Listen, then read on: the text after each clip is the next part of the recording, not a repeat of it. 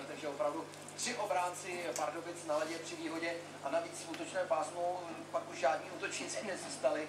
Hodně zajímavá situace.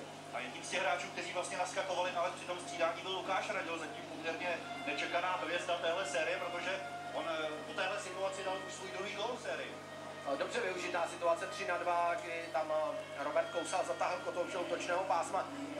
Uvolnil se a obránci byli trošku statičtí, takže Lukáš Radil, který dostal ten puk z druhé vlny, měl chvilku času na to, aby zamířil, přesně vystřelil, i když, jak sám říkal, ta rána nebyla nijak prudká. Já si myslím, že byla možná i malinko tečovaná, nicméně je to 3-0 pro Pardubice. A byl to další důkaz toho, že Pardubičtí jsou dnes u většiny pokut dříve, ať už to jsou dorážky nebo takovéto rychlé kombinace s Lukášem Radilem. Po druhé třetině hovořila Darina Květalíková. Druhou třetinu zhodnotím s Lukášem Radilem. Lukáši, tak nejprve ten první gol Václava Kočího padl tím, že jste měli konečně lepší důraz, byla to využitá výhoda. Jo, tak já myslím, že